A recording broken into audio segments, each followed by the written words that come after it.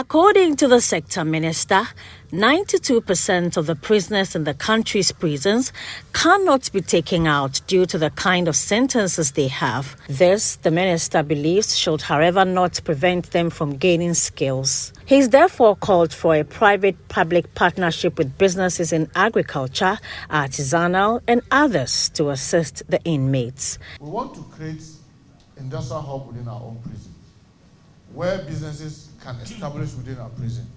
And when they do, they are guaranteed of what we call hands, because you are simply paying minimum wage. But what it does 4 things for the prisoner, the average prisoner. 1, they learn skill by working in those industries. 2, you only get to work if you are a well-behaved prisoner. So it helps us have prison stability. 3, you make money, because whatever income that you are paid is reserved for you.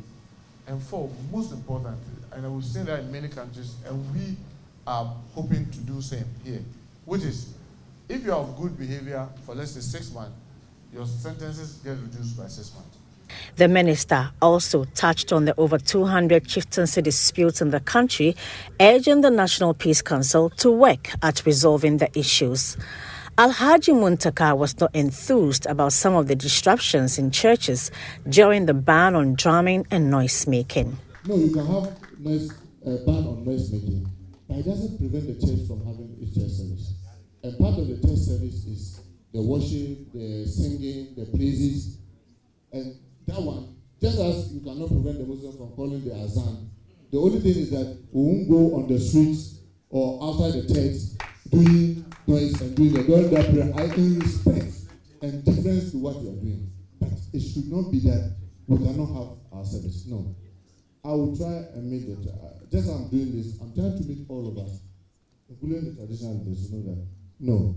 That is not people know that you are there. That is imposing your faith on others. You can have yours, nobody is preventing from having yours, but you should not prevent others from having yours.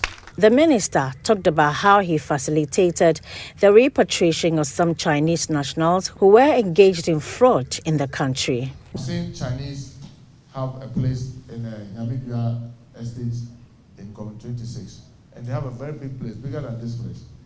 All they do is they do fraud, and they work between 11 to 4 a.m. and it's just fraud. And then they will lure other African citizens, tell them that they should come to Ghana, there's a good job, and when they can, they seize their passport, they lock them in there, and they teach them how to do their fraud, and then all they do is that. And then one Ugandan sneak out, and we got a tip. When we went and did the sweeping, we arrested 107 Chinese, 185 Ghanaians who are aiding them, Filipinos, Ugandans, and what have you. I've repatriated all the 107 Chinese, and I got them back to their country. When the minister met with the Muslim leaders, he bemoaned the number of Muslim youths in the country's prisons, urging the leaders to inculcate discipline amongst the Muslim youth. We currently have a population of about 14,000. As of the day for yesterday, the exact number was about 13,997, with about 900 of them foreigners. If you take the Ghana Statistical Service population census report, and you look at our population as a country, and what is stated as the percentage of Muslims in this country, we have a disproportionate number of people in the prison that are Muslim.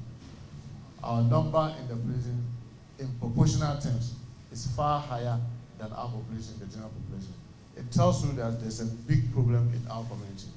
It's unfortunate that most of the langars that we see around, each time there is a swoop and they are arrested, it's sad for me to say that sometimes 100% of them are coming from the Zongo community.